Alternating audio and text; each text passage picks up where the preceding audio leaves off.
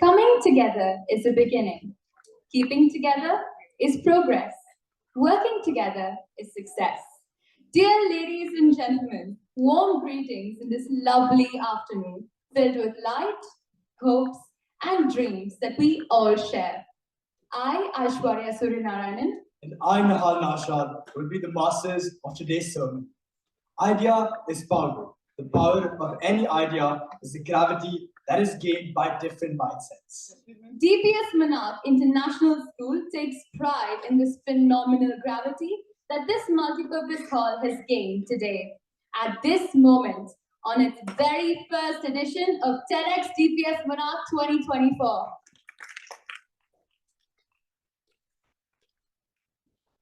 On this glaring occasion of our very first edition of TEDx DPS Monarch, it is truly an honor and our distinct pleasure to extend a heartfelt welcome to the strong pillar on upholding the spirit and ethos of DPS conglomerate in all its endeavors.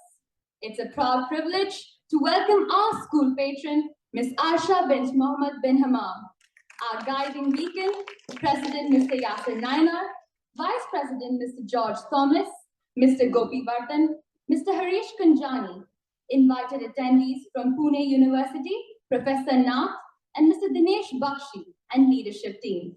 A special and warm welcome to our speakers of the day, School TEDx Organizing Committee, invited guests from all the schools, accompanying teachers and staff.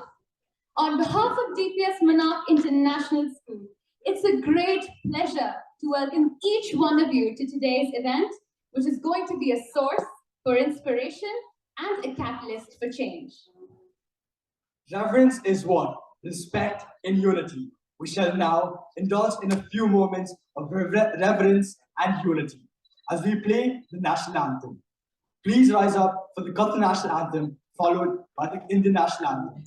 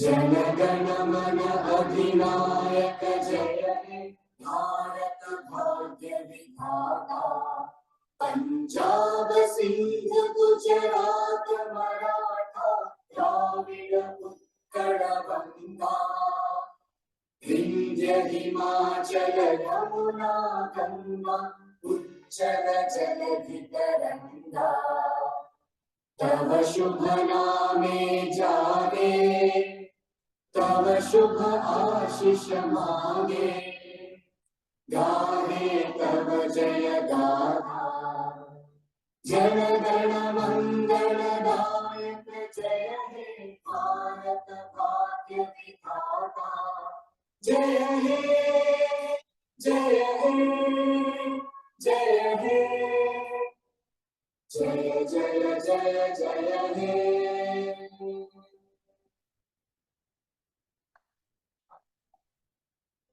Thank you for the demonstration of respect and patriotism. Now, let's proceed with the rest of the event.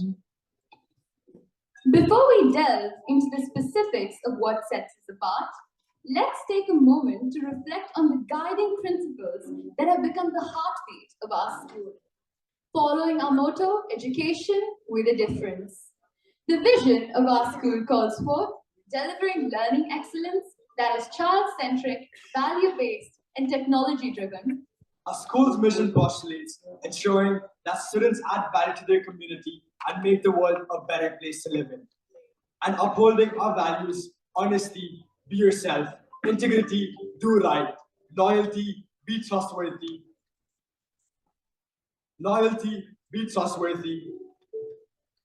and peace, create harmony.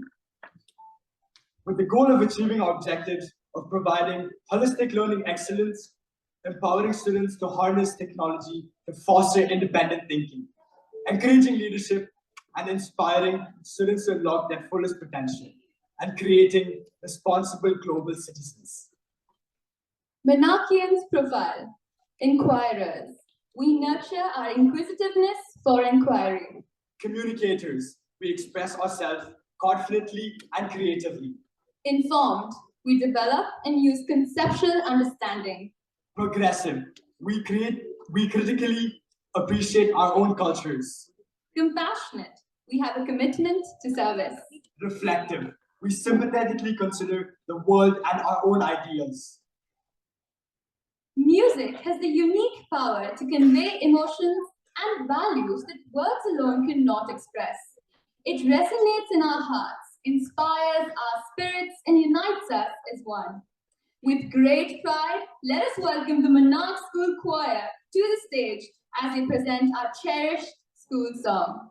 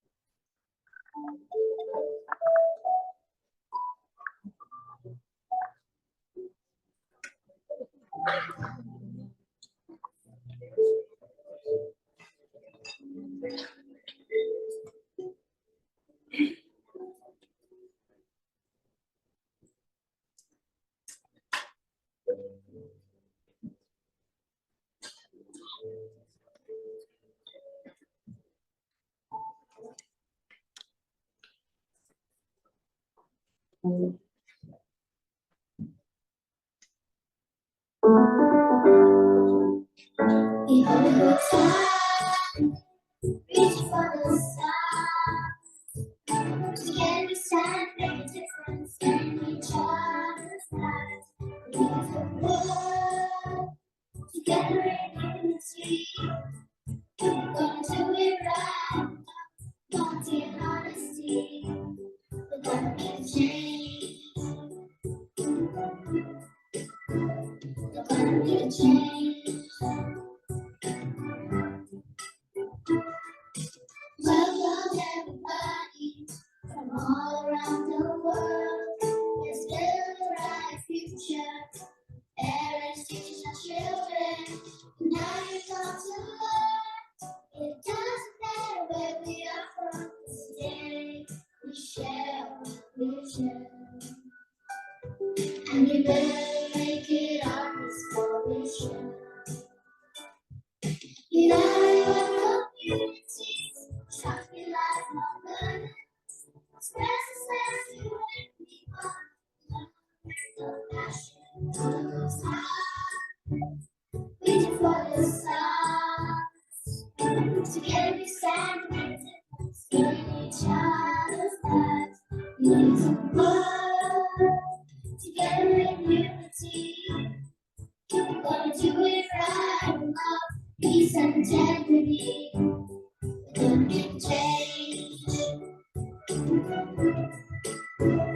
We're gonna make change.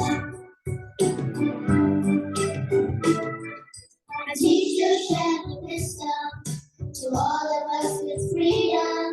They share without hesitation. And they teach us all to question what is knowledge without reason. We all are on experience, so we learn how to convey them. And convey them with kindness and reason. We value our community, have to be lifelong learners. Express us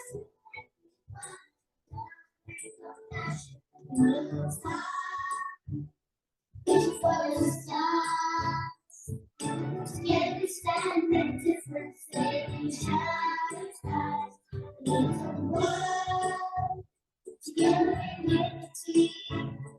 We're gonna do it right, love, love and honesty. We're gonna do it right with love, peace and integrity. We're gonna make change. We're gonna make a change. We are united as one together. We are united to respect each other. We are united to miss the service.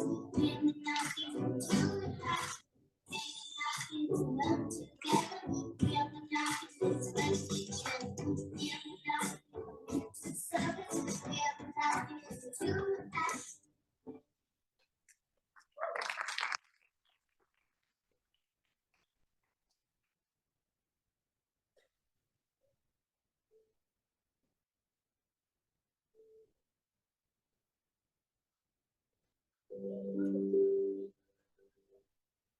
Thank you to the core team for that melodious rendition.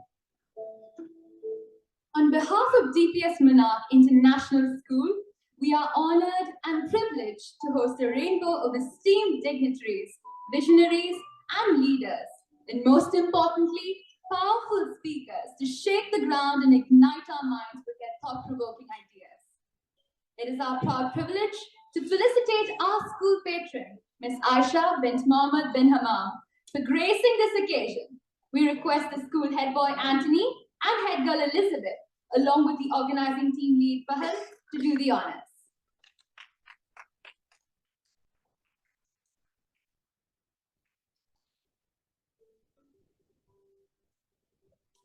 I request all the dignitaries to join in the felicitation.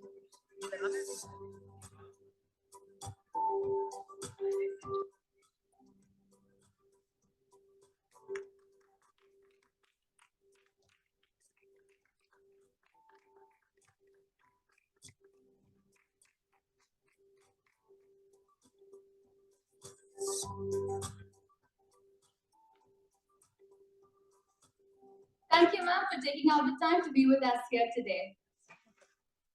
It is our great honor to felicitate our illustrious speakers of the first edition of TEDx DPS Monarch 2024. We'd like to request members of the TEDx committee to felicitate the speakers and dignitaries with a token of respect and appreciation. We are immensely grateful and honored by your presence here today. She's the founder of Agarkar Center of Excellence. It's a distinguished entrepreneur with over 20 years of experience, recognized as one of education world's top 50 educators. It is our honor to have Ms. Fatema Agarkar with us today. We'd like to invite the curation and executive team, Aniswara and Vishwa, to felicitate Ms. Fatema with the token of appreciation.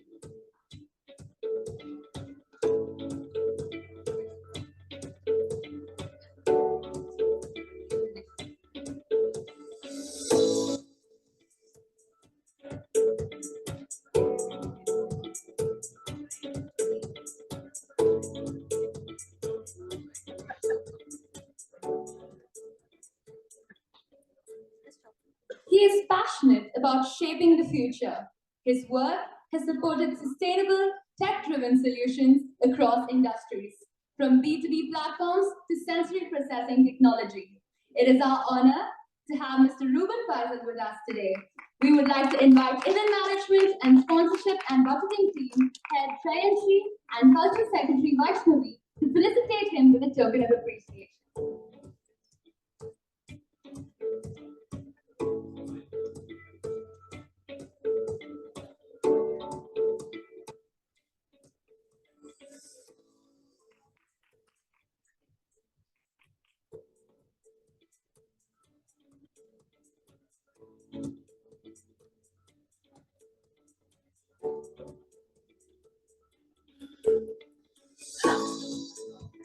As a second place winner of the 2023 World Championship of Public Speaking by Toastmasters International, she brings a wealth of knowledge and proven expertise. It is our honor to have Miss Nisha Shivram with us today. We would like to invite the marketing team, the head, Anushka, to felicitate her with a token of appreciation. We request Ms. Aisha to join us as well.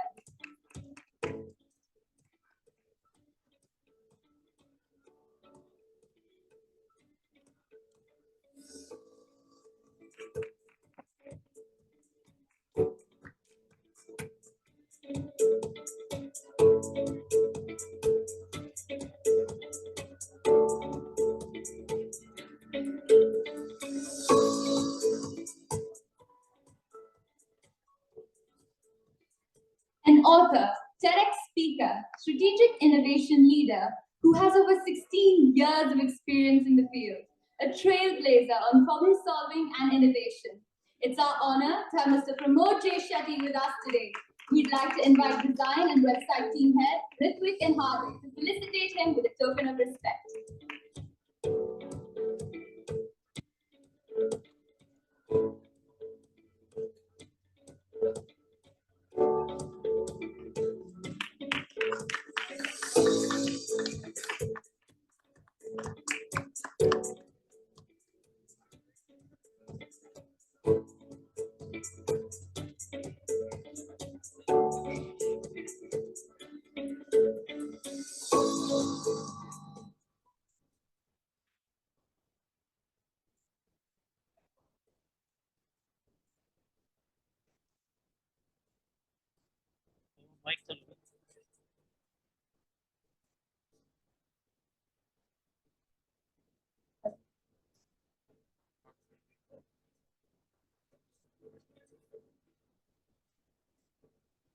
Head boy at DPS Monarch International School.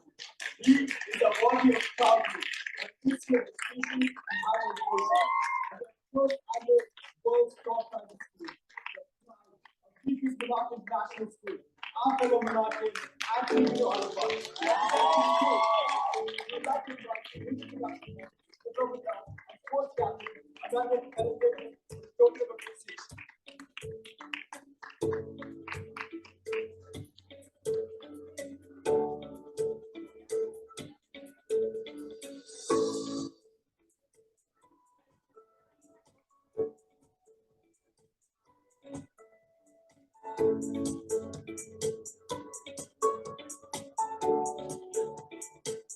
Audience, please give a huge round of applause for our dignitaries and speakers. It is our honor to have an esteemed personality amongst us, our school president, who is driven with purpose and stands as an epitome of inspiration in serving the community with his educational endeavors. It is our great pleasure on inviting our school president, Mr. Yasir Nainar, for the address.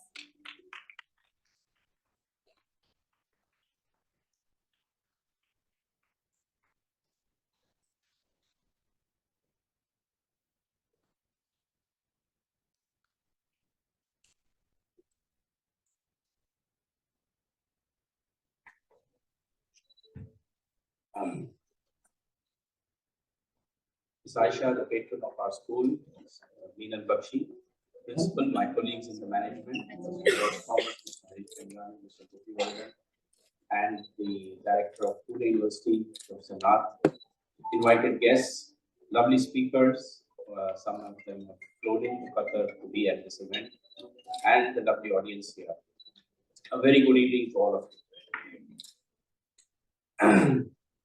The most favorite, or the one that I really like in the quotes of TED is one by Jay Silver, who says that it's not the best 1 million minds that should decide or curate what the world should be, or the perfect world that it should be, but rather 7 billion hands, which is the entire population of the world. So TED is a platform which gives every person on earth to voice his ideas, to bring to the community new perspectives of doing things or looking at the world with a new or a different eyesight and changing it for the better. The first time we hosted a TED back in DPS MIS, we had wonderful speakers, and from then on, the tradition of TED has been in the DPS Foundation, DPS group of institutions for quite some time. And I'm really glad that for the first time, Monarch has also stepped in and put its. It's not a simple job to find speakers, to curate the ideas, and to make sure that we have a wonderful session that gives new perspectives to this big wide world. I thank Sudha ma'am, the one who has been coordinating with TED to bring TED to our school. Thank you, ma'am. I also thank Meenal ma'am and her team and the wonderful volunteers of students working day in and day out. I've been hearing about TED and its preparations for almost 2 months. It was discussed very deeply in all our meetings, and we are, I'm sure, going to have a wonderful event today when we listen to the speakers who have been lined up, and also the ideas that are going to emerge are going to create change and impact change in this world. The one thing that has not happened in the history of DPS TEDx is that we have not been still able to put a speaker in TED. So I am hoping that today's TED event will bring one of the speakers of today's event into the TED Talks, and he or she will get a place to talk at the main TED. So welcome, dear speakers, welcome, dear audience, and have a wonderful evening sharing and enlightening us with your new ideas. Thank you.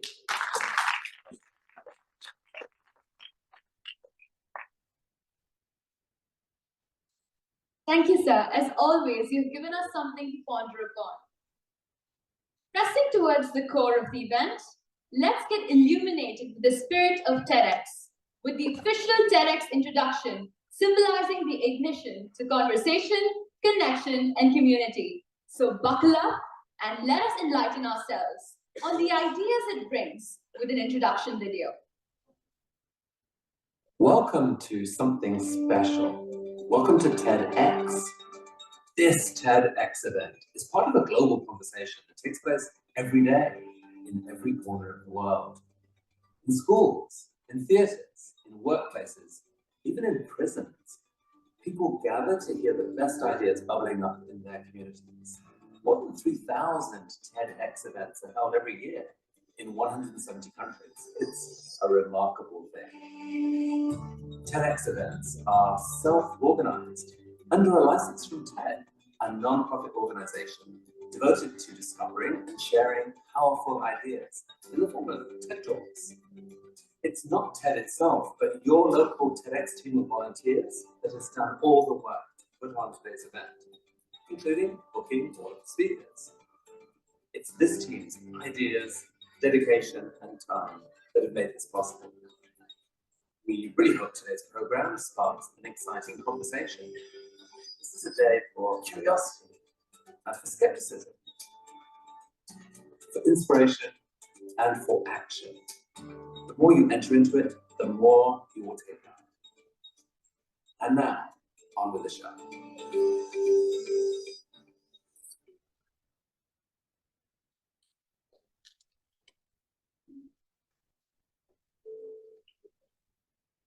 with the difference of TED and TEDx. TEDx DPS Monarch 2024 and its theme, Roll the Dice, is not just a word to call for action.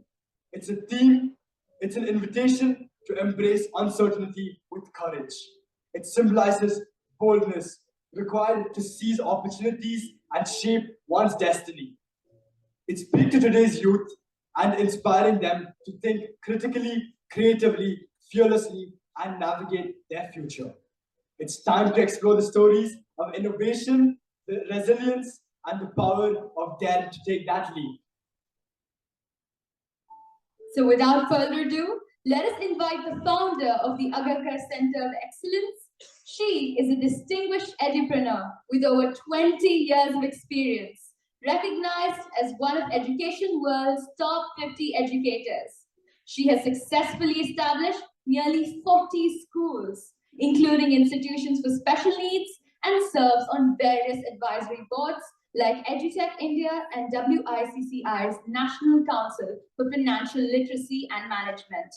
A distinguished edupreneur who has not only received the Young Achievers Award, but also the Best Edupreneurs Award in 2019.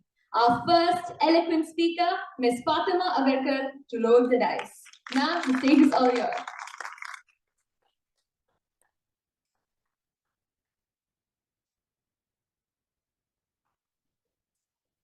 Hi, good evening and namaskar, as they say in Mumbai. I'm the Mumbaikar and I am the one who's flown in specially to have a conversation with you this afternoon.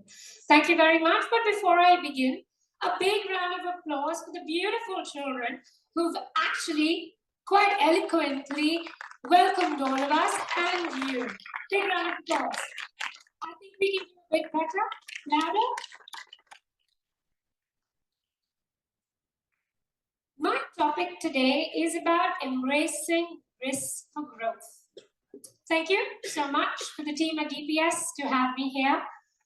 And my 18 minutes begin now. You know, the 56-year-old international baccalaureate organization headquartered in Switzerland had a very astute proposition for the world when they began.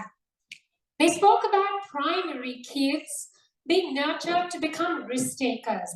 For them, assessment was beyond the marks. It was about honing in these important life skills, embracing risks. Interesting proposition, and you think about it, they weren't talking about advancement in technology or math skills or literacy. They were just talking about becoming an all-rounder. Taking on those calculated risks, embracing them, knowing what to do with them and how to do them. You know, the researcher in me, when I started thinking about it, I couldn't agree more. Embracing risks is what I've done all my life. But the researcher in me got me thinking to say, hey, listen, we're a community of listeners in this audience today. And by the way, a lot of pressure because I have high school students listening to us. And fellow speakers, they're a tough audience. So coming back to the point, I needed to set as context, right? So the old-fashioned 50-year-old that I am, Googled. What did Google throw up in terms of a definition for the word risk? Lots of them.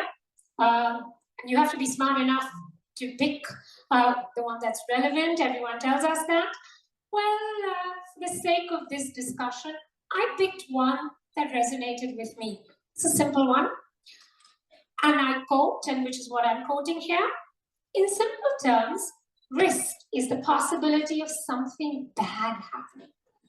Risk involves uncertainty about effects, implication of an activity with respect to something humans value. Health, well-being, wealth, property, and environment. Often focusing on the negative, undesirable consequences. Gosh, that really got me thinking, and it put a little bit of dampener on my very enthusiastic desire to propose to you why embracing risk is important. But think about it. Think about what the think tank at the IBO thought of. They propositioned using this negative risk into creating an opportunity for students. They believed that this risk would make you cushion, give you that little support that you need to navigate life's goals. So for you high school students, the idea really is that this is kind of a tool. And you know what? This risk has many, many manifestations. 4 years ago, the world stood still. Everything that we ever knew, everything we ever believed in was challenged because we went through a pandemic. Countries were devastated, organizations perished, everything was really destroyed. Fast forward 4 years later, and what really emerged was the fact that those who survived, those that created success stories, those that really chose a different path were people who embraced risk. They took it on, perhaps as a mode of survival. They took it on to create a path for themselves. You know, so hospitals existed, and they were probably the only ones that really, really survived. But hotels became COVID centers. Travel agents became logistic companies. Bankers started thinking about sustainability.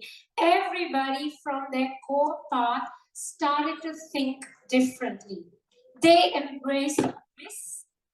They embraced risk to survive. Well, but there are some like me who embrace risk because that is all I know. I'm a businessman's daughter. He's done it 50 years ago. And that's all I know. Companies like us, like me, embrace risk not to survive, but to elevate, but to grow. 6 years ago, just before COVID, I founded a company, largely a woman force, yay, woman power. So 20 women had to commute 4 hours every day to reach to their workplace. We're in the business of education, rather to say, we nurture children. We talk about creativity. We want people to think differently. For that, you need to be creative. And commuting 4 hours every single day to your workplace and back and then lead those lives meant there was kind of a dilution. This 25-year-old who interned with us told me, Fatima, hey, let's rethink the order. Let's create a disruption. You keep talking about disruption. And her proposition to me was work from home for the company so that they could create. My partner almost threw me out of my own company. I listened to her and I thought about it from a productivity point of view. And I thought also from a creative point of view. Good for us when COVID happened. We were already Zooming. We were already sharing screens. We were already a company that had a far more fitter workforce. My productivity, office costs are very expensive, by the way, were reduced 40%, and my company doubled its profit through COVID. When everybody was just figuring out how to look on that screen, we were already doing it 2 years hence. So you're thinking, right, all you high school students, Fatma in a monologue, what is she trying to get us to think about? What does this make sense to us from our perspective, sitting and thinking about university life and hopefully a career? How does risk and embracing risk really help us? Does it mean that, companies that survived through COVID survived because they adapted? Does it mean companies like yours survived, really innovated and created? What does that mean to us as high school students? Well, my proposition is very non-threatening for you guys. I'm not asking you to change the world. I'm not asking you to reinvent what you are comfortable with, because as a high schoolers, you deserve that. When you get to my age, you need to probably take a few more risks. But at this pace, you're good. My proposition for you is very simple. Take on a few changes. Take on a few risks, and they don't have to be life-threatening. They have to be these little bite-sized concepts that you can chew and don't choke. So what does that mean in your world? Picking a newspaper as opposed to checking the news on Insta. Your Snapchat should not tell you who won the US elections. Your WhatsApp group should not discuss only what you think Trump administration will do for the rest of us all over the world.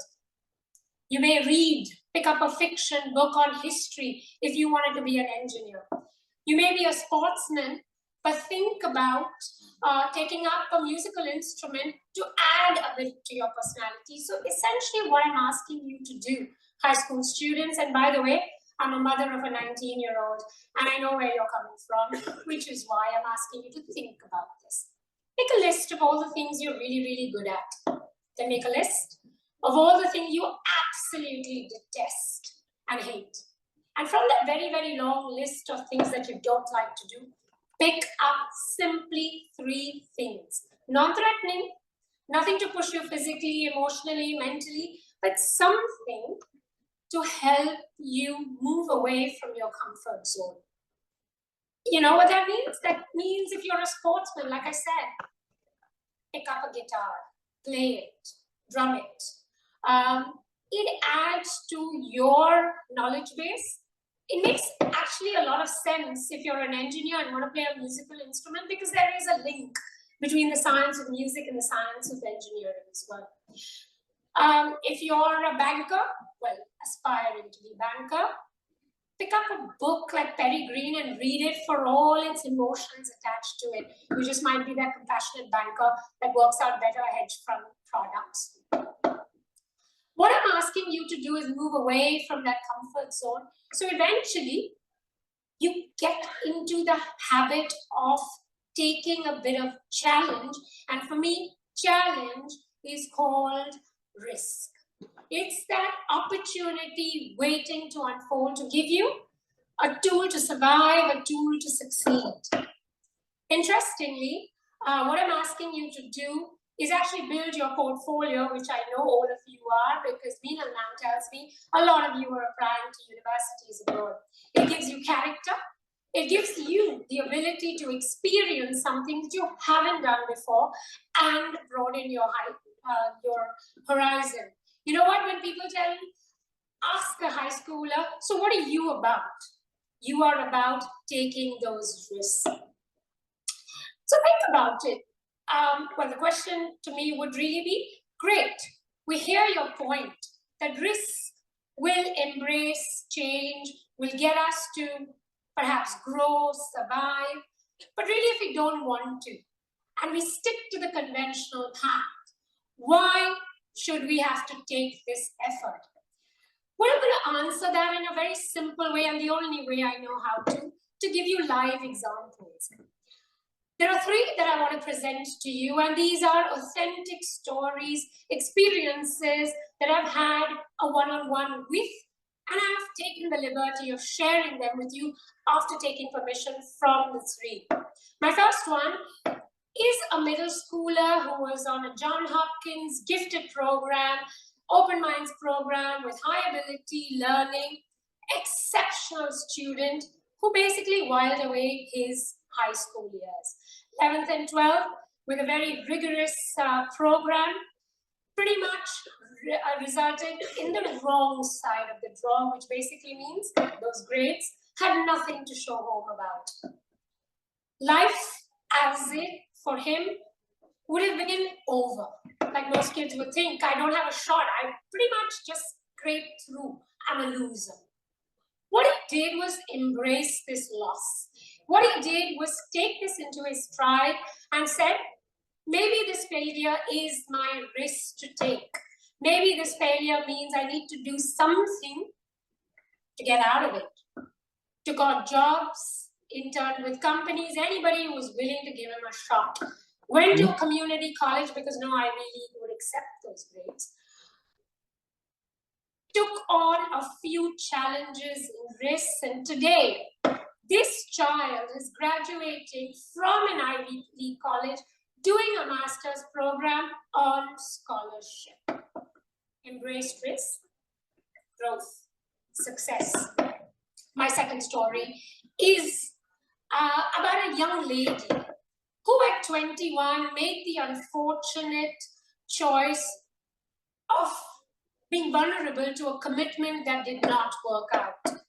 Unfortunately, she found herself compromised with certain personal, physical choices that she made. She had a huge university career ahead of her when she was pursuing her master's, but that emotional drain meant she couldn't do it. She embraced risk. She decided to use her failure, her vulnerability as an opportunity to save others her age. She founded a company to help children who were being victimized and vulnerable. She risked her reputation because her very conservative family was scared when she went out there and shared her story. Today, her company is being looked at by angel investors. Her story is saving lives because her proposition was, I'll save my reputation, but I might risk others falling prey. So here's my opportunity to make do with something that didn't work out for me, but I'm going to take that risk of losing my reputation for saving many. My third example, and this one's a very critical one for all you sportsmen out there. This is a young 17-year-old budding badminton player, very well, played for her state in our country, was pitted to be the next national champion. So all her childhood was spent on that badminton court. She sacrificed birthday parties, she's never made it to cultural events. Basically, she even was at home, studying, being homeschooled for the only reason that she wanted to achieve was to play for India and badminton at that. A life-threatening injury and a mental illness meant that goal remained a dream. She could have broken down, and she did. But she used that opportunity, again, of failure to say, what more can I do to help myself? What can I do? What has that taught me in terms of sport that I can remember and make it a career? She's today a young influencer helping athletes like her who don't make it to the national team. Not because they're not talented, but simply because in India we have 1.3 billion people, supremely talented. She gives them an opportunity to have a voice, and today is a sports commentator. So high school students, my proposition to you today is simply to say, embracing risk should be a part of your DNA. But before I allow my other illustrious speakers to take the stage and share their perspectives on what the roll of the dice could be for you, I'm just going to leave you with this story. And again, it's a personal anecdote. Quite frankly, if I'm sitting in your chair, I'm going to be thinking about the fact that someone's asking us to take these risks, right? This 50-year-old is lecturing us. What have you done in your life, Fatema, that makes you worthy of listening to? When I stand here simply saying, at 40, I think I went through that life-changing moment and I had to embrace a risk. I had to decide to leave my comfort zone of a very profitable, very comfortable, very, very cushy and very adored role into moving into the unknown and creating from scratch after I'd spent decades building what I had. I was worried. What if I fail? What if I don't make it? But thankfully, I did. And today, if I have been invited as a TED speaker to speak to you, is because of embracing that risk. I walked away, leaving everything that I created behind with the confidence of taking a risk and doing it right because I had the memory of anyway doing it. So my proposition to you high school students, and anyone who's listening to me today, whatever your motivation is to take a risk and embrace it, be it personal, to survive, to succeed, for the greater good of mankind, whatever your motivation is. I think living without taking and embracing that risk would be a daunting proposition. It will hold you back. It will not allow you to explore the potential. And I think I heard the president say that the world tomorrow needs more thinkers, needs more disruptors. You may not even know you have it in you till you don't take that risk. My risk is to create. And I can safely say that I have 3 more risks and 3 more companies I'm going to set up. I know my risk is to create. Find yours. Thank you very much.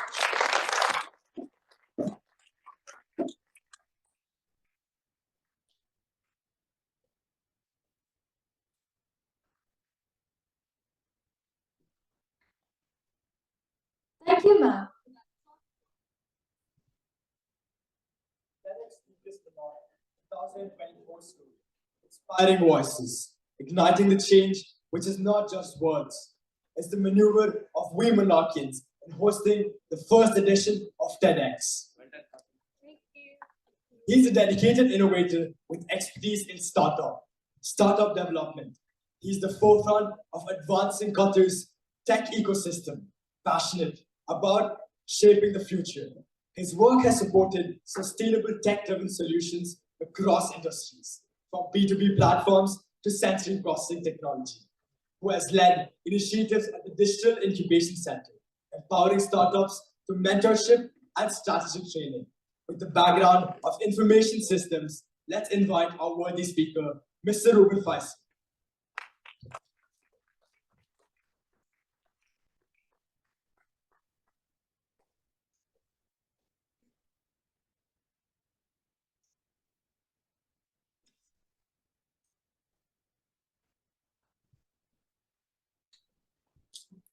Hello everyone, thank you for being here.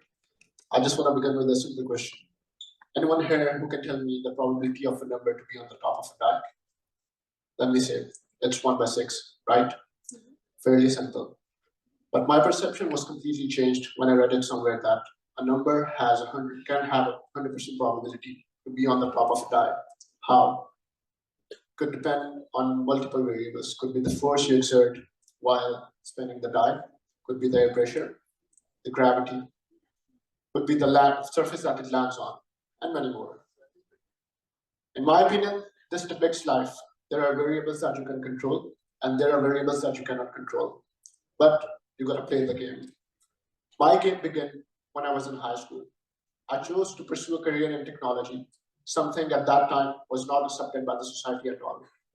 My choices were not accepted by my parents, my fellow friends, and even the teachers at my school. It was a daunting process of months that led me to convince my parents that I can finally pursue a career in technology. But this was not the end. Anyone here who is going to be a first generation college student?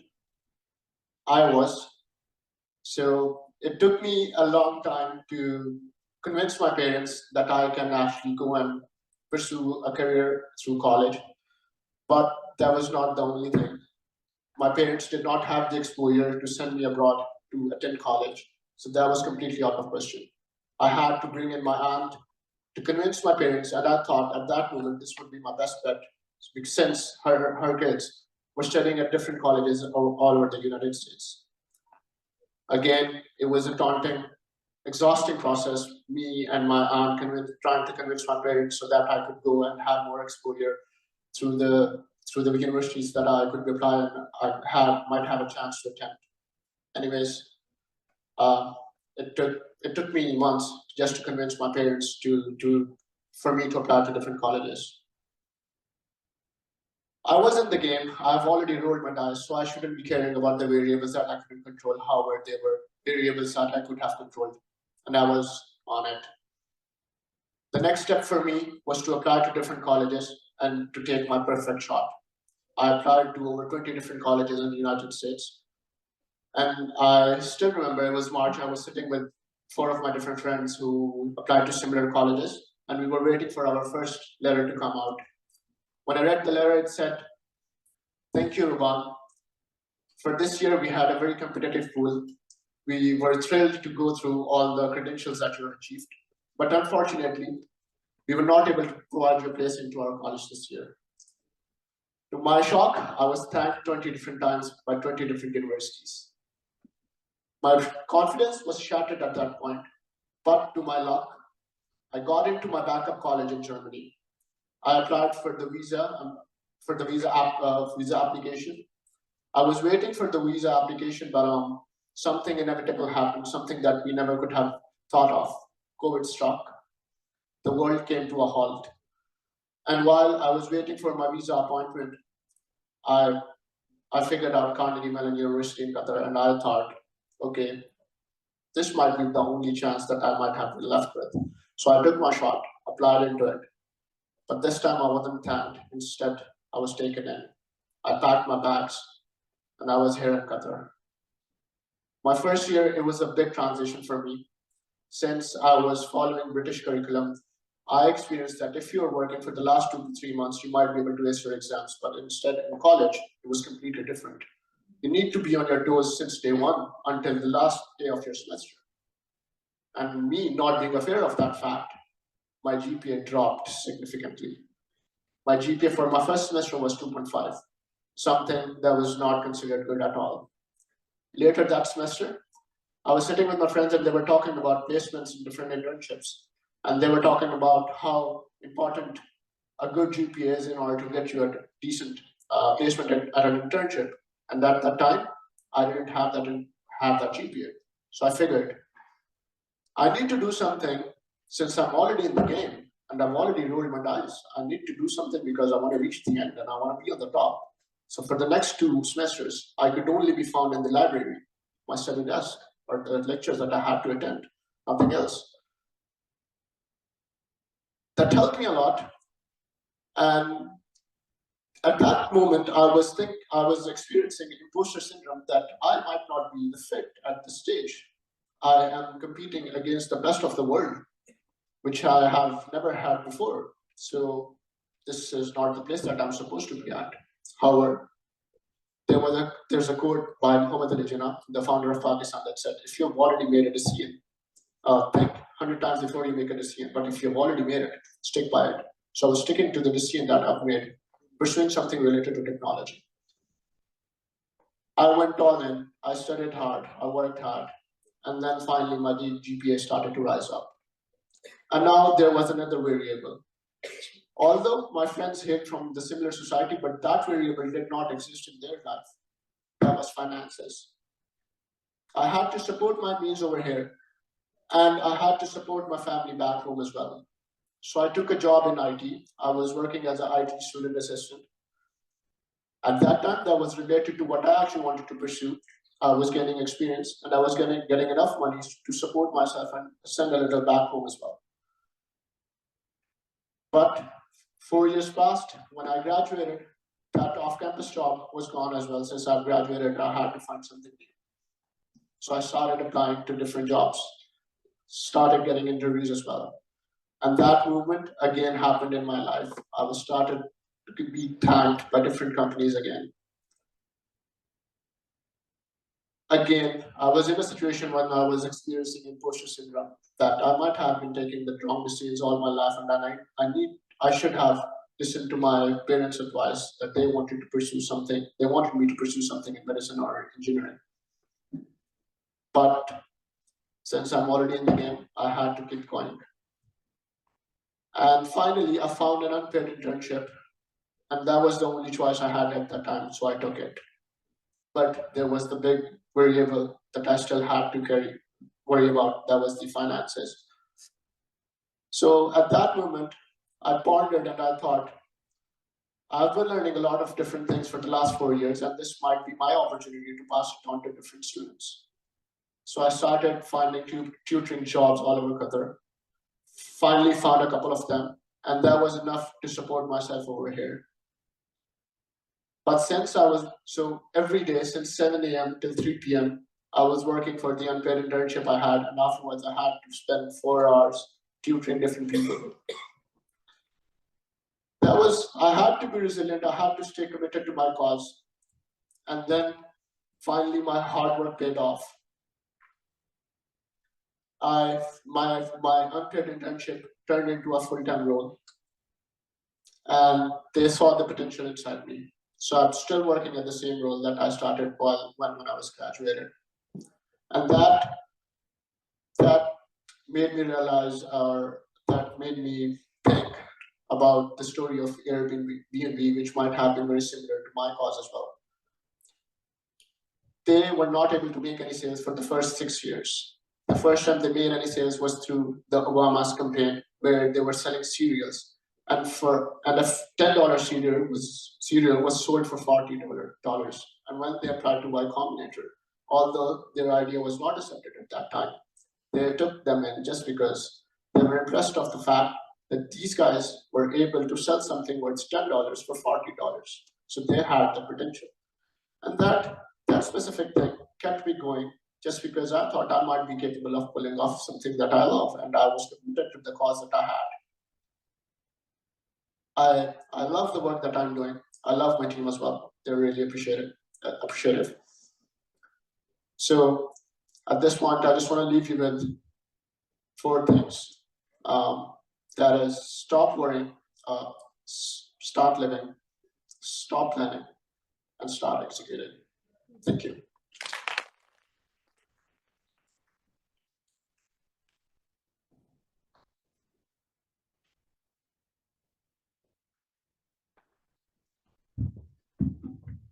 Thank you so much, sir, for that enriching session. Before we proceed, it's time to take a break and energize ourselves with the ideas and thoughts for the transformation in terms of connection, collaboration, and community. Let's take a short break for refreshments and socializing. Our organizing team and volunteers will be glad to guide you to the restrooms, prayer rooms, or assist you in any case of inquiry or concern.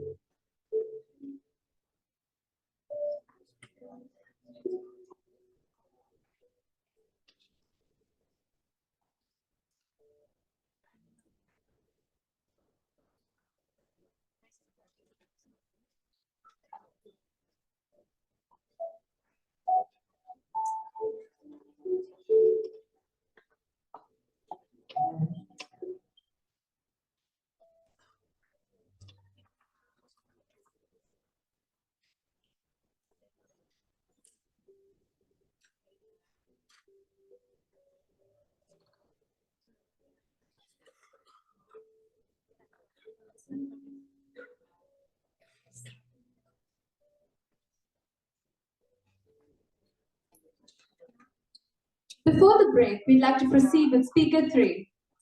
At TEDx DPS Monarch, we believe that in the power of ideas worth spreading. Ideas that go beyond the stage and ripple out into the world, inspiring action, conversation, and change. Each of our speakers today has a story to tell, a breakthrough to share, and a challenge to offer. Here's to an evening filled with wonder, inspiration, and the promise of new discoveries. Our next speaker is an accomplished keynote speaker, TEDx speaker, and a qualified trainer with the gift of storytelling. As the second place winner of the 2023 World Championship of Public Speaking by Toastmasters International, she brings a wealth of knowledge and proven expertise in public speaking and communication. Ms. Nisha's passion for articulation and connection has positioned her as a leading public speaking coach, known for her engaging, resourceful training style. Her expertise lies in conducting impactful training sessions across various domains. Let's invite our next distinguished speaker, Ms. Nisha Shivram. Ma'am, We can't wait for you to enlighten us.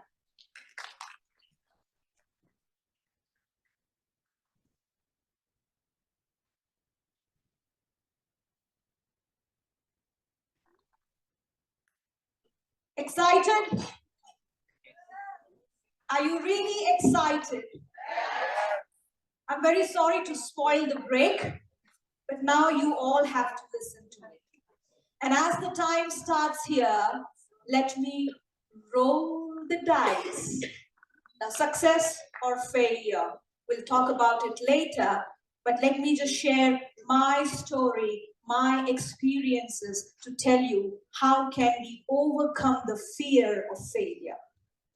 Ladies and gentlemen and young warriors here, at the age of 45, I had this weird desire to learn kickboxing. Any kickboxers in the crowd? Wow. I went to the center and this gentleman, my instructor, who looked exactly like Dwayne Johnson, The Rock, but with hair. He looked at me and said, wow, this is the right age to learn kickboxing. Actually, he was looking at my kids and he was so happy to see them. And I said, sir, no. It's not them. It's me who actually want to learn kickboxing. So he looked at me for a few seconds and he just did something which completely changed my life. Arigato. Now, arigato, as we all know in Japanese language, means thank you.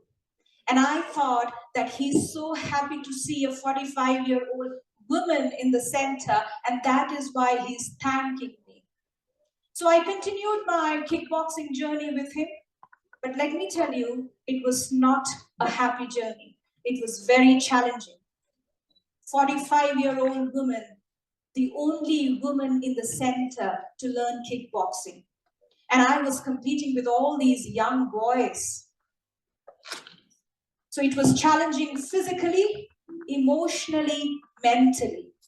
And every time I failed in my exercises and workouts, this gentleman would come and say, arigato.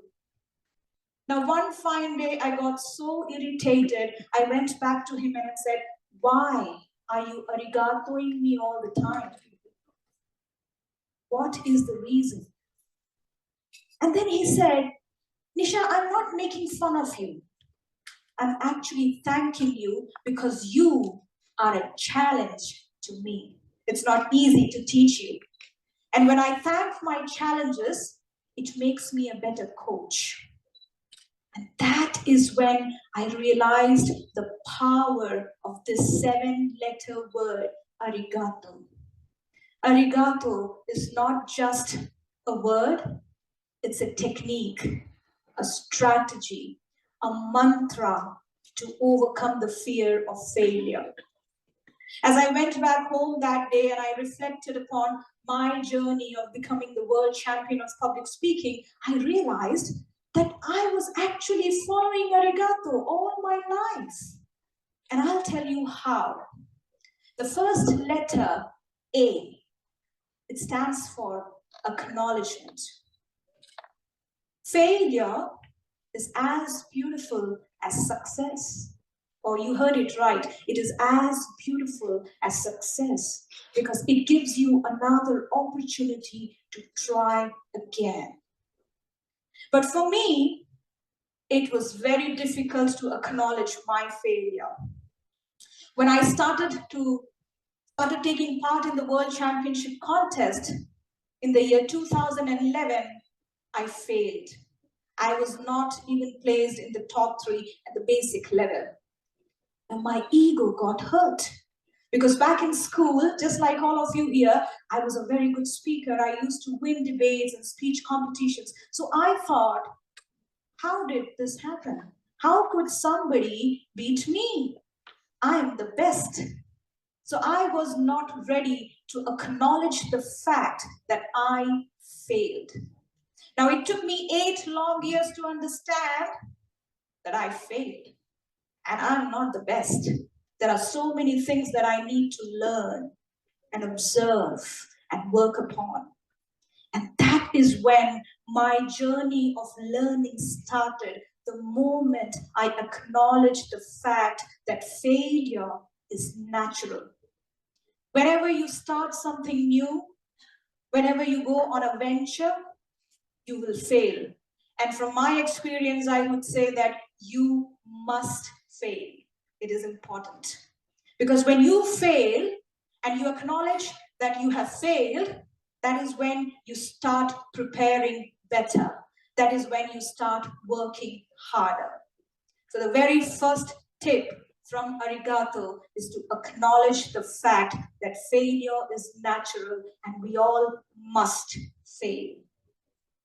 The second letter R is to reframe your failures into stepping stones. The moment I realized that I have failed and I'm not the best in the group, that is when I started looking at my failure as my stepping stone to learn better. I started taking lessons on public speaking. I started contacting world champions, previous world champions, coaches around the world, and learned the nitty-gritty of public speaking, be it moving on the stage, be it using my hands, be it using my voice, modulating my voice, and everything that I can get my hands on. I learned each and everything because then I understood that this failure is an opportunity to learn more. And that is how I reframed my failure into stepping stones. The next letter, I is to identify your small goals. Now, the bigger goal I had was to become the world champion of public speaking. Now, let me tell you, I was not going to get a wild card entry directly to the world championship. I had to go step by step. And each step is challenging because then I had to face some of the strongest speakers from the base. Speakers who are better storytellers, speakers who are better at expressing their thoughts. Now, to tackle all these, I had to learn the rules of the game. So I divided my world championship goal into smaller goals and see that how can I tackle these people at each level and do better than them. If you have strategies for each different levels, that is when you will do better than all the other competitors in your field and reach to the goal that you are aspiring for. So it is important that you identify the smaller goals that are right there in front of them and work hard for each of those goals effectively. The next letter in Arigato is gather, G for gather, gathering your strength. And when I say strength, I'm not talking about the capabilities you have. I'm talking about the people you surround yourself with. It's so important that you are surrounded by people who are like-minded, who are positive, and who are supportive. I remember when I had started my contesting journey, there were people who said, Nisha, don't feel bad. This is not your cup of tea. You can't make it to the World Championship. Because you come from a country where English is not your first language, your accent is not good, the words that you use are not apt for the audience that you're dealing with. There were a lot of negative comments that I got. And for years, it was very difficult for me to face these audience, stand in front of them and speak because I knew that somebody sitting there is having an opinion about me. And that is when I realized that I have to move or walk away from these people if I want to achieve my goal. So whether you start a new business or you want to go to a better college in future or you want to do anything in life, there will be people who would drag you back, who would say that, listen, this is not for you. You cannot do it. And that is when you have to realize that it is time to gather strength from people who are positive and supportive, who would look at you and say that, you know what, you can do it. Let's try it together. And these people can be your friends, can be your family members, your mentor guide, or somebody you have met at the lift who would look at you and say that, hey, dude, you are a champion in the making. Hang on to those people and work towards your dream. That is your strength. Those people are your strength. The next letter in arigato is A, act. Every dream carries a price tag. And the question here is, are you ready to pay the price by acting on it? Now, this price comes in the form of hard work, efforts, and criticism from people, but that's fine. The main question here is, if you have a dream, are you ready to act on it? So once you identify your goals, you gain your strength, you gather your strength, are you ready to now act on the dream that you have been aspiring for, that you have been desiring? Action speaks louder than words. So when you have identified your goals and when you have people helping you out, please act on those goals. Please act on what you want to achieve. The next letter in arigato is T. Trust the learning process. Trust that whatever you are going through is for something better. As I said, I started my journey in 2011. I failed. And back in those days, it was not that easy. We used to have contests in different parts of the world. We used to travel to Dubai, Abu Dhabi, Oman, Kuwait. And back in the year 2014, I was 7 months pregnant when I went to compete. But I trusted that learning process. I knew that even if I fail, there is something that I would come back with.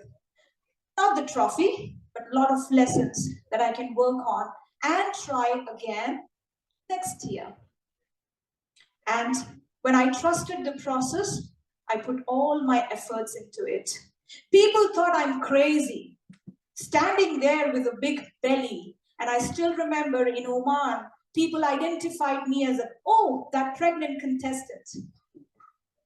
But then it was my dream. And since I trusted the process, I worked on it. And in 2023, I could make it as a second place winner at the World Championship of Public Speaking. Now you may think, still second place, isn't it? But that's okay.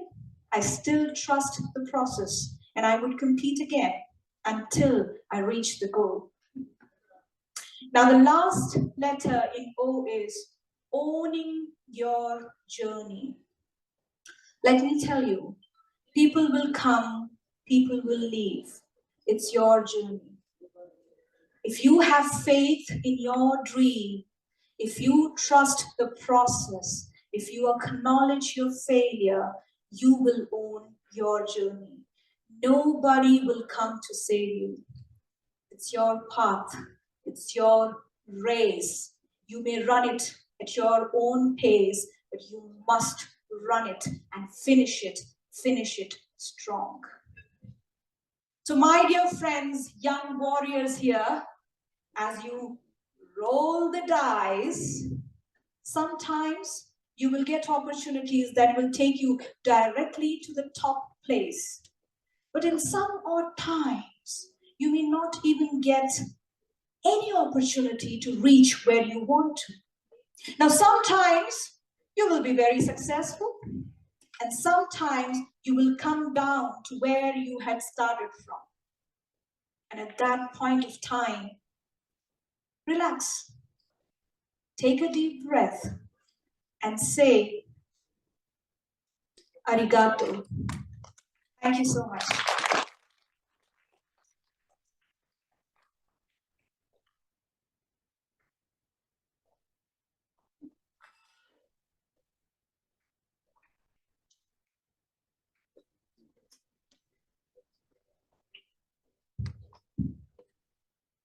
Thank you so much, ma'am. Now, we may proceed with the break.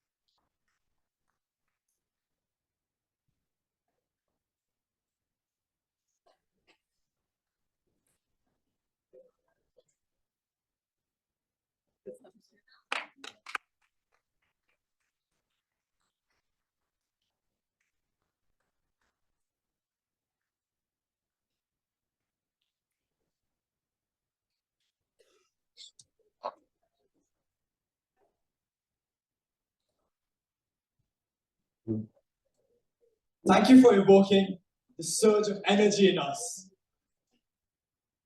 Imagine for a moment you're standing on a game board. As your life unfolds before you, in front of you lies a single dice, one that will decide your future. The decision is yours, but the outcome unpredictable. Will you take the risk of rolling the dice? Or will you play safe and stay in your own zone?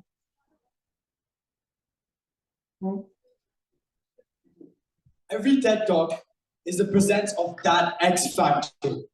Let's invite our next eminent speaker, who is an author, TEDx speaker, strategic innovation leader.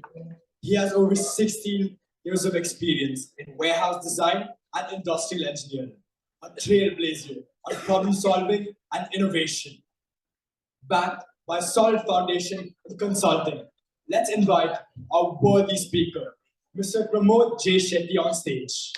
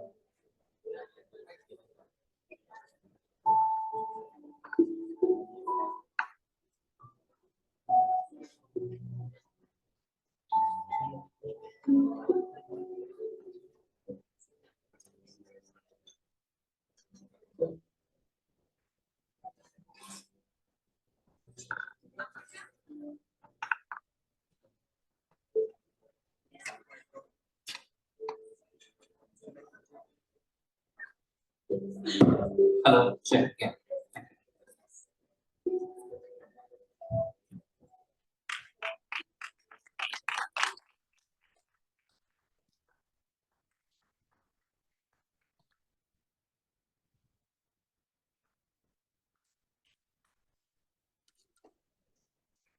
63. 63. Roll number 63. 63. That was me when I was in my 8th standard in school. I wasn't afraid of going to school, nor afraid of any particular subject, but I was afraid of roll calls. It was the most scariest and the most shameful part of my entire school life. It gives me shivers even today, just thinking about it.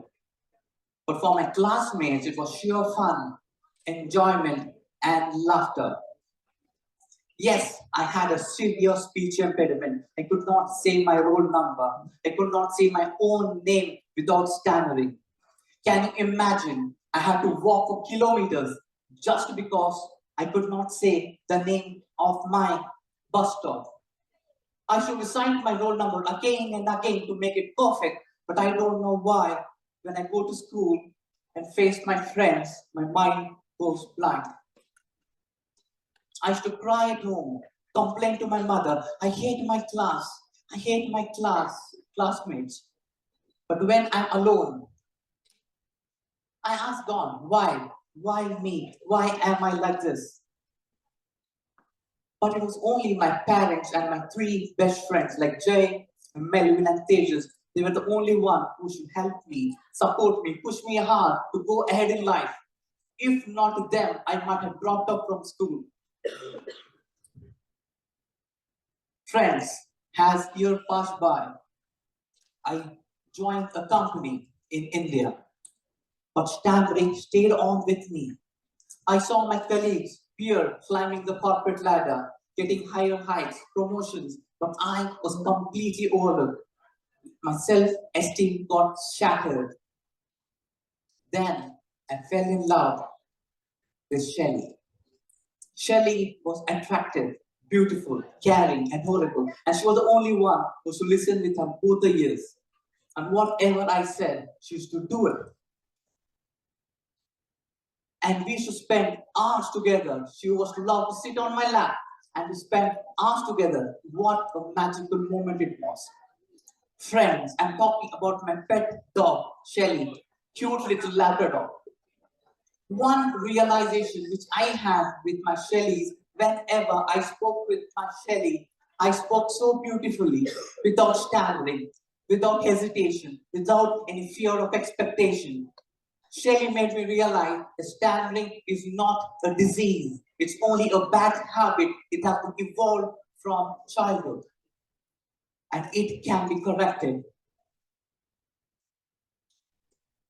And I found and I saw people, great leaders. I'm sure you're aware of Hollywood leaders, athletes, politicians. All of them had similar speech impediment. Like what they did, I need to identify what are my shortcomings, how I can overcome. And I derived a simple formula which worked for me. It's as simple as A, B, C, D. A for acceptance and awareness. Awareness of my speech pattern, my speech rhythm, how I'm speaking. I'm really mindful about my mind, my body, and my heart, how I'm coordinating. B for breathing. From shallow breathing, I move towards deep breathing so that I can speak out confidently. C, cool and comfortable. Now I'm not in a hurry. So no anxiety, no stress, no hesitation. And D for discipline is one of the core and fundamental things. So this is a bridge between the gap between your goals and your aspiration. Would you like to know what are the aspects which will build your resilience? You want to know how you can overcome your fear of failure, you want to know what innovation in today's world, innovation and creativity is become a part of life. And also the leadership lessons, what we can learn from today. Are you ready with first session? Yes, let's go for it. Fact.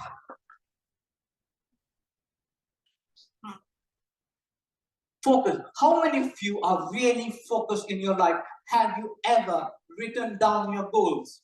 For me, it was clear-cut focus that I need to cure my stammering, focus on my communication. How should I improve?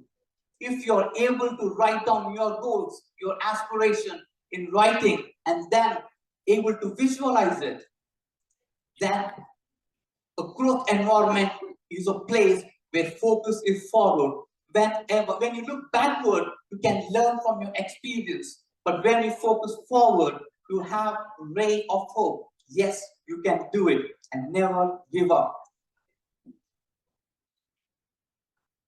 Action.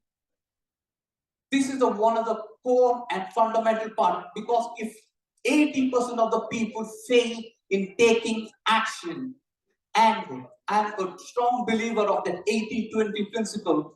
It says 80% of the consequences happen because of your 20% outcome. For me, I was very clear, focusing on more on attention of my communication, how I can improve, what and how I can improve on my body language, my vocal variety, and these little attention and taking action on a daily basis helped me to go beyond. The growth environment is a place where you come out of the comfort zone. So when you are in the comfort zone, you need to take action. When you come out, you come in the 20% of the people when you take consistent action. Consistency. This is the key and the power of any great leader, any great athlete, any great celebrity, any student can do it if you have this key. If you have the aspiration to become, say, a doctor, an engineer, a lawyer, a YouTuber, anyone, consistency is the key. Just you have the power to unlock it. A basic thing is you to be consistent. I'm sure we all used our graphs, x-axis and y-axis. So try to plot your progress for month 1, month 2, month 3, month 4, and you're able to see we are all set of patterns. And if you observe, everything is a pattern. Your uniform is a pattern. Your screens are a pattern. Everything what you see becomes a pattern when you're able to derive your pattern and you're able to emphasize what can be done, how it can be done, where it can be done. Focusing on that nitty-gritties of that small element, you become not the same person. You become a new personality. And believe me, consistency is boring. But it has a power to a place where failure is not your enemy. Tell. When you tell to people, it's just a spoken words. And the words have power. As a human being, God has given 2 years and 1 month. There's a reason when you say something, it has the power of declaration. When you honor your word, anything, people come to your credibility. People recognize you because of what you have told to them. Once you have the power of declare and deliver, you are in the elite position. You are considered as the elite. You are considered as the cream of the cream because you, whatever you say, you do it. Your friends start attracting you. People, teachers start attracting towards you. Your principal, your leaders, entire community start attracting you because you have the power of a declaration. What you say, you have to deliver it. And total growth environment is a place you wake up excited. I'm part of multiple clubs, not that kind of clubs, but for example, Tony Robbins 5 AM Club. In other countries, 5 AM for us, it becomes much earlier. I'm consistent and doing this practice every day, single in terms of practicing my vocal voice. practicing the journal writing, writing on my reading a book. Everything practice has to be done in a certain manner.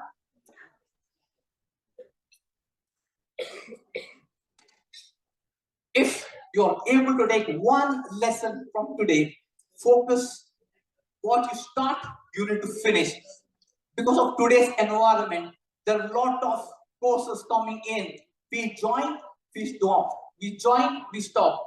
If you take a habit of starting anything and completing it, your focus, your clarity, like a laser cut focus, becomes much more precise. Energy flows with and your attention goes. So wherever you have any clarity, you should put a lot of attention. When you put a lot of attention, you get energy from outside and you start executing it, putting every single action. And as I mentioned, consistency is the key. Great millionaires and billionaires like Warren Buffett, he keeps on investing consistently every day, every month.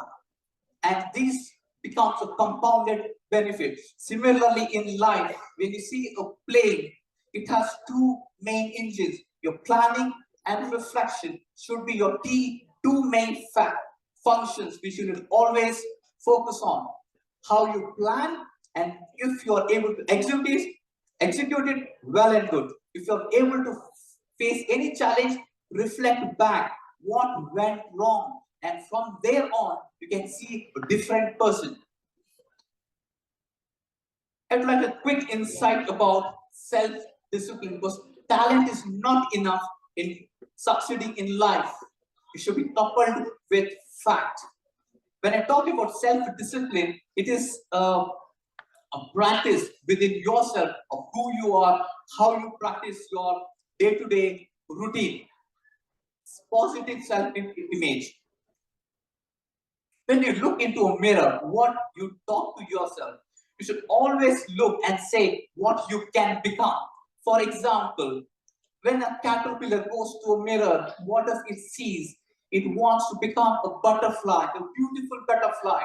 Similarly, in your life, when you look into a mirror, you should practice what you want to aspire for. You should look in the mirror that you've already become and having good core values. We all have like good time management, integrity, empathy. When I came today at 3:35, I've seen people already on the conference room. It means people have really good time management skills. It means they give more priority. It has been in your inner DNA skills. So what is your core value? Try to understand. Once you understand your core values, believe in yourself, and having the self-discipline take you to the next level.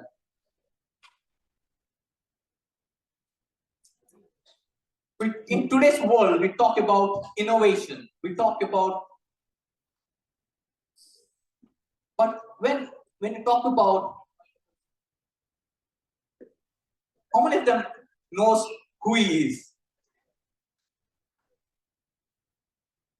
He's a famous Michael Jordan, absolutely. He's considered one of the means greatest of all time, exactly. And why innovation comes into this play? Don't you think he's just become a player by practicing it? He has missed 9,000 shots. He has lost 3,300 games, 30 championships, and then he became who he is right now. Innovation is not about failing forward and failing faster. The day you realize this mindset, innovation is all about failing forward, failing faster. Try to fail faster, learn it, get the reflection, what you have done better, and then implement it in your next course of action. Similarly, failing faster, failing forward, learning, experimenting, and again doing it better. Similarly, Thomas Alva Edison, how did he found? By experimenting 10,000 ways of not inventing a bulb. Similarly, in life, we need to experiment. We need to fail faster so that you can learn much faster than other peers. A famous saying, a famous interview had with late APJ Abdul Kalam. He asked, what is the secret of success? He said 3 profound and powerful statements. He said, right decision. And how do you make a right decision? Experience. And how do you gain experience? Wrong decision. Friends, we are all on compass of decision makers. Every day in and day out, we do a lot of decisions. And the decisions is the one which will create a new leadership skill, which help us to take decisions in whatever you take. But make sure what you have done decisions. If it is wrong, learn from it, get experience, and then take the next decision. I would like to share a little bit about swan. How many of you have seen a swan enjoying in his lake as if it looks magnetic, looks beautiful, as if it's enjoying, gliding its surface? But what we cannot see inside from a naked eye, it is putting real effort, it's putting action, consistent action, and then it looks magnificent, it looks beautiful, it looks as if who it can be. We should learn lessons from animals, we should learn lessons from the environment. If you start focusing, taking action consistently and honoring your word, what you declare and deliver, you will not be the same person. To conclude, I'd like to give you a quote. I can do what you cannot, and can do what I cannot. And what I cannot, and together we can do great things, by Mother Teresa. Understand the power of collaboration, understand the power of synergy. Few years down the line, you will complete your universities, you complete your graduation, you enter, perhaps go into corporate life. But make sure you have to come back to school, connect with your principal, connect with your teachers. I still go back and share my stories with my teachers. That moment is so powerful, you cannot express in words, because the joy of giving is by sharing. With this, I'd like to thank the people that be from this event. How you can build the resistance is by focusing on that fact. How you can come out of the obstacle is not looking for outside, but looking inside. All of us can find the solution of your problem. And innovation and creativity. Start experimenting, fail faster, fail forward. And leadership. Take decisions, be accountable, be responsible. When you start doing it, you will not be the same person. You will be a different personality. And I can see a huge bunch of students going out and exploring your new horizon. Thank you, and thank you for listening.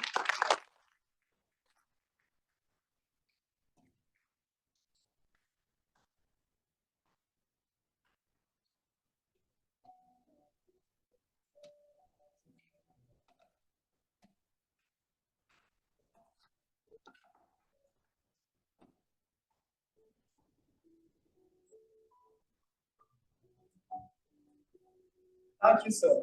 Your views and ideas certainly got our gears turning. The youth are the architects of tomorrow's world. In the hands of the youth lies the power to shape destinies. Our next speaker is the head boy of DPS Monarch International School. He is the one who established Monarch MUN, the school's flagship Model United Nations conference. And he is a national level debater and a top 10 speaker at the Qatar Debate Schools League.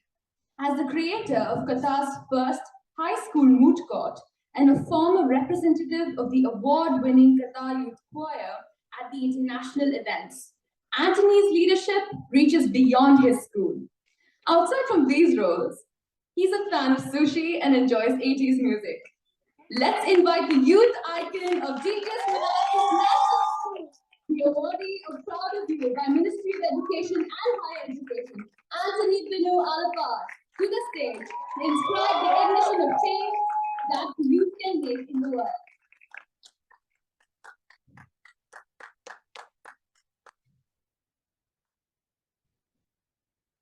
La- Ladies and gentlemen, in the subtle art of human discourse, one must maintain a balance between human communication and reticent silence, wherein the oscillation between the two can catalyze profound socio-cultural metamorphosis.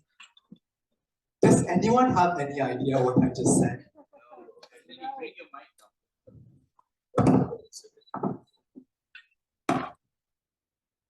Well, me neither. But to put it in its most simplest form, conversations lead to change. The large paragraph that I just said before was an example of a YAP. Y-A-P, YAP. Ladies and gentlemen, I've rolled the dice in conversations way more times than I can count. And let me tell you, yapping, it's an art form. Welcome to the art of yapping. There are a couple of people here who may not be too familiar with this new word. For some context, I am a member of Generation Z or Gen Z, born between 1997 to 2012. Preceding us are millennials, born from around 1981 to 1996. And before us is Generation X or Gen X, born from approximately 1960 to 1980. And if you were born before that, congratulations on making it this far. Now, Gen Z, a generation filled with change makers, from Malala Yousafzai to Greta Thunberg, to even Haley Welch from the Talk to Her podcast. But Gen Z is known for having a lot of vocabulary like yap, which is often confusing towards the older generation. Sometimes these words are made up, or sometimes they're just repackaged from the original form into a new form. Consider, for example, the word Riz, R-I-Z-Z. For example, I have W-Riz. Short for charisma, this word started off as a TikTok joke in 2023, eventually led to it being named Oxford Dictionary's Word of the Year in 2023. And just like that, Gen Z vocabulary can be a little confusing for millennials and the generation before that. Now, when I first say the word yap, I'm certain that many people resort to Google and see this definition. A shrill, inconsistent bark, often done by a dog. Now, before you think I'm going to be talking about the art of barking like a dog, for some context, Gen Z vocabulary changes every day. In 2023, yapping, or being a yapper, had a negative connotation to it. A yapper was someone who would keep on talking for endless hours with no clue when to stop. Today, in 2024, yapping, or being a yapper, is a compliment. In its essence, yapping is to be able to talk about anything at all while knowing nothing about it. Yapping is not just a quest to remove those dreaded awkward silences. It's a step towards romanticizing unpredictability and embracing challenges. You see, yapping is like rolling a pair of dice. Maybe you hit the jackpot and spark a brilliant new idea and make a great first impression. Or you leave the room with a couple of eyebrows raised. But either way, yapping is how we push beyond our limits and embrace the unexpected. Now, I'm described as a professional yapper by my friends.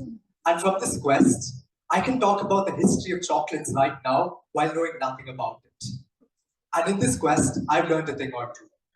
Firstly, yapping gets you noticed and leaves a great first impression. Let's take an example. Suppose you meet your friend for the first time, and this friend buys you a cup of coffee and gives it to you. They ask you, do you like coffee? Let's consider two responses to this. The first one, you say a boring old, no, I do not like coffee. This makes it extremely awkward for the person who got you that coffee and shows that you can't really initiate a conversation. On the other hand, consider I add a little bit of a yap element into it. I talk a lot about useless things, but it adds value to it. Consider this response. I don't particularly enjoy coffee unless it's sweet and covered in sugar, but I do occasionally take a black coffee in the morning to run my morning errands. See, this single yap, which I just did, has conveyed 3 new things to the speaker.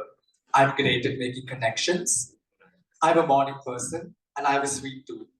A single yap has conveyed more information about me then a boring old no, I do not like coffee. My generation loves to be unique. There was a famous TikTok trend in 2023 under the tagline, never let them know your next move. And this was a step towards romanticizing unpredictability. This trend involved people doing the most random out-of-the-blue things, such as using a spoon to comb their hair or spraying perfume on spaghetti. But this was a step towards embracing the unexpected. When I yap, there is low predictability and high impact. The mantra for standing out in today's world and the formula for a successful yap. Let me repeat that again. Low predictability, high impact. Suppose a senior professional comes and asks me, Antony, what did you do last afternoon? I could give the direct answer and say, I scrolled on TikTok for 2 hours. Or I could give a little more jazzed up answer, which is unpredictable but leaves a high impact. Consider this instead of I scrolled on TikTok for 2 hours. I brainstormed and analyzed social media trends on a platform with over 1.2 billion users and engaged with local content creators to provide valuable insights and critical commentary. In the form of a yap. It's a little unnecessary, but conveys a great deal of information and makes a lasting impression. Yap culture has made its way to every office and business in the business world today. Newspapers across the world are talking about yapping culture by Gen Z and how it's led to amazing benefits in workplace environments. In this way, yapping evolves as a social currency. It is often a reminder that it is the journey of the conversation and not the destination. I'm a professional debater, and it's never the verdict or the final consensus which excites me. Rather, it's the flow of ideas, the instant yapping that I do on stage, the random connections that I make that truly make debating enjoyable for me.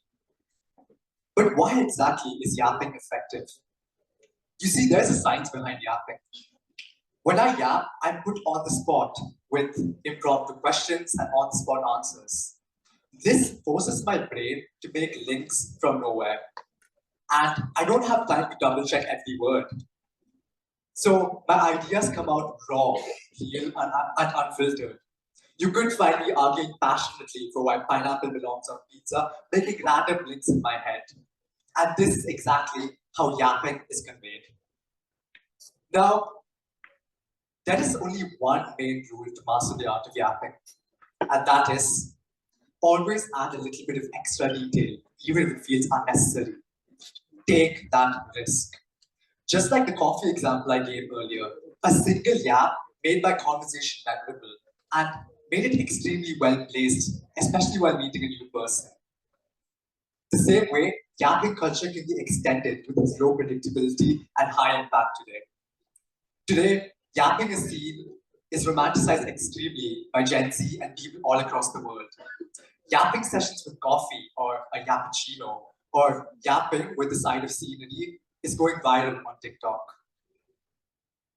If there's one thing we can learn from yapping, it's that whether you can finesse your way through situations, as Gen Z would say, or maneuver your way through unseen situations. For example, if someone asks you a simple question on your opinion on neoliberal capitalism, or maybe your opinion on Van Gogh's paintings, and you know nothing about it, just yap a little, roll the dice, and take that risk. In the past, it was often seen as well-behaved, or you maintained decorum when you stayed silent when you didn't know anything. But today, especially with our generation, you must take that risk, even if you don't know anything. For the impression that you at least tried or attempted to take a risk is far more valuable than the regret of staying silent.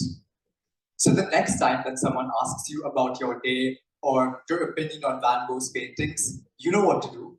Yap a little and roll the dice. Thank you.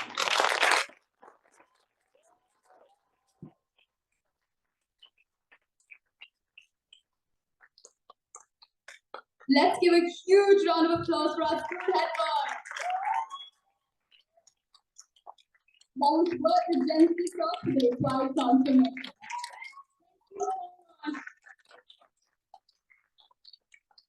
Ladies and gentlemen, it's indeed the mission of transferring an extraordinary and beautiful gift to all our listeners today in the form of spreading ideas through TEDx DPS Monarch 2024 with our riveting theme, Roll the Dice, which is a call for the youth, especially to shape their destiny with courage. DPS Monarch's success is a result of our iconic leader. Through a transformational leadership and empathetic disposition, the student community of DPS Monarch is empowered to lead and lead, significantly as one that you witnessed today. Let's invite our beloved principal, Ms. Meenal Bakshi, on stage.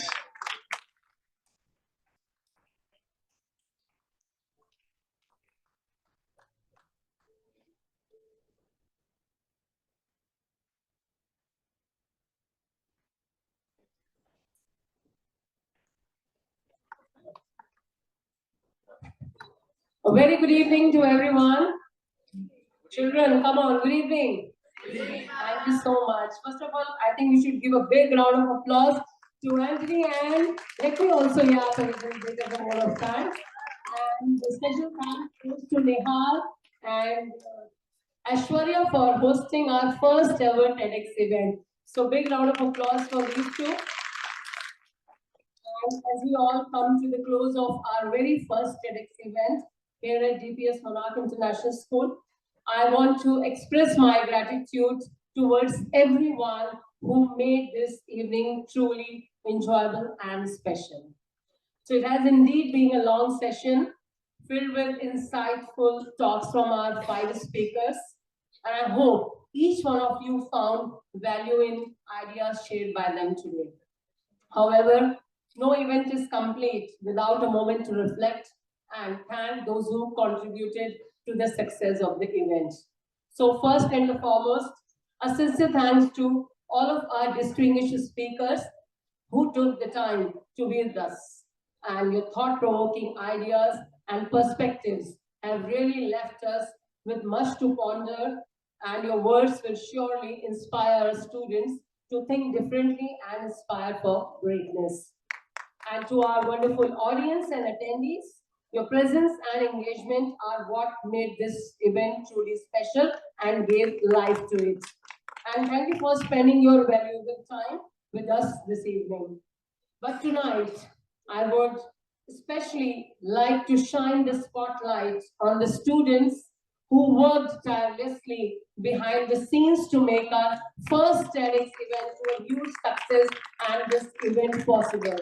So this TEDx event is not just a school organized event, but it's a student-led event. A true testament to our talented, creative, and dedicated young students of DPS Monarch and their hard work turned into today's reality. And I'm incredibly proud of their achievement. So may I now invite our students to be on with us on the stage. Let's give them a huge round of applause to appreciate their efforts and unwavering commitment, because from last 2 years we were having unexpected holiday, but they've been working throughout.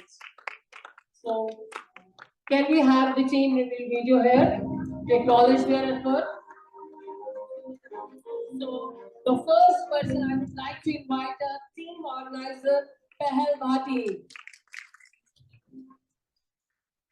And the creation team led by Ms.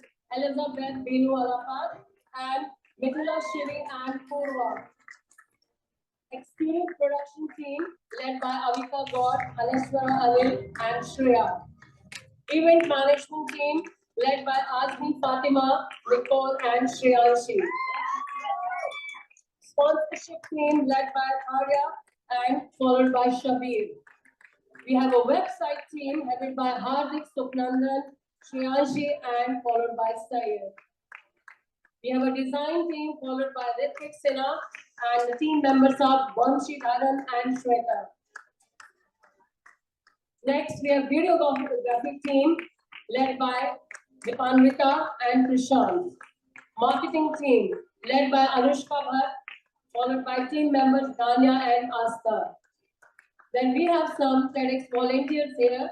I would like to call them here on the stage. Dhwani, Dhanya, Nahan, Nabil, Pitnagya, Moshe and Ash. Ladies and gentlemen, please give them a big round of applause of the TEDx organizing team.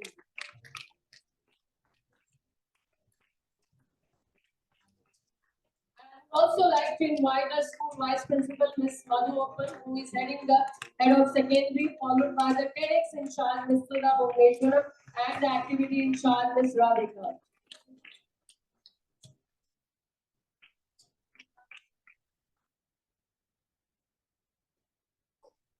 Thank you so much, team, and I would like to invite Pahel Bhati, the team organizer, to have a few words with us.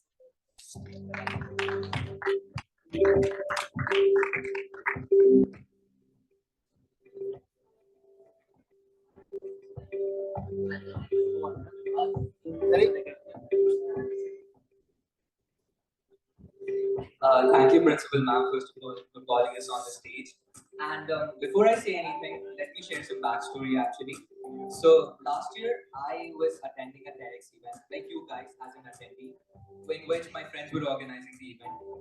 And it was just nice to be there, honestly. And it was so motivating for me.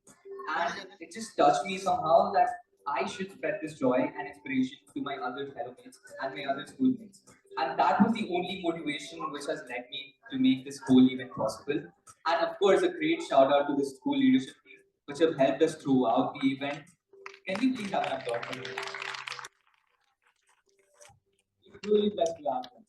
And I could not have done this event without the backbone of this event, the organizing committee. So I would also like to hear a few words from them as well, at least the heads.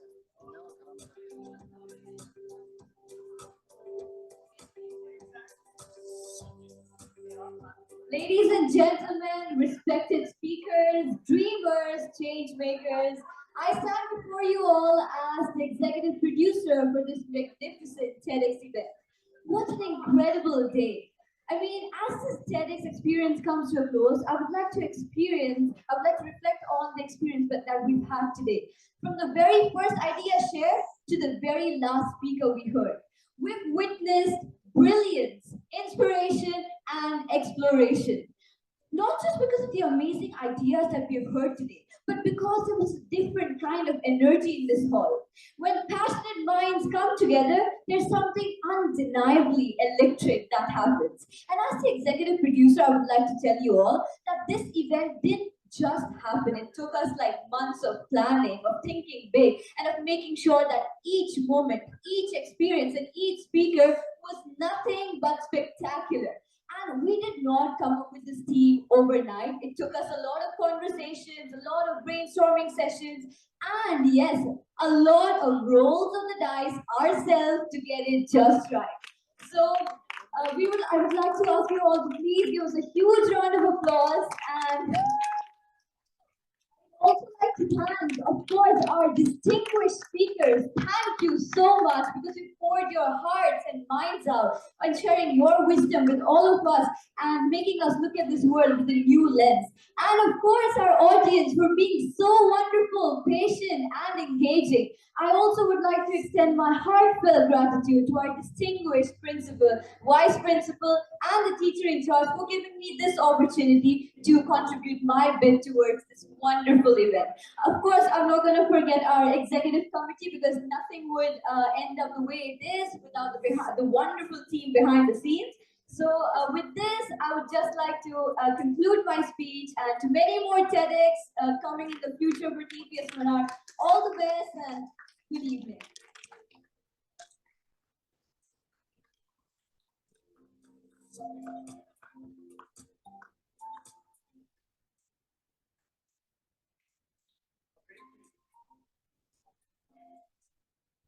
A very good.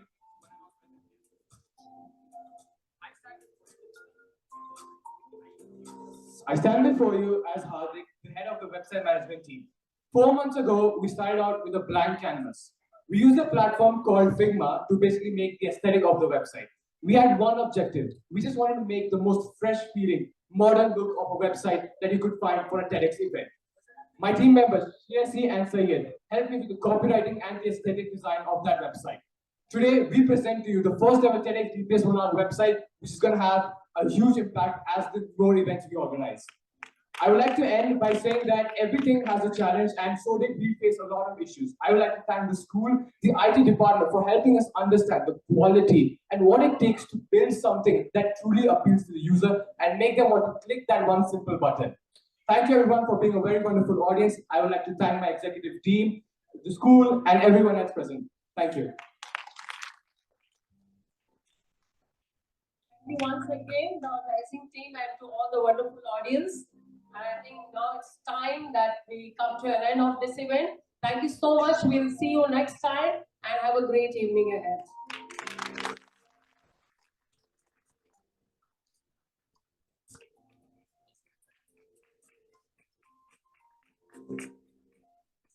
Our organizing team is requesting all the speakers to come on the stage to have one photo with them.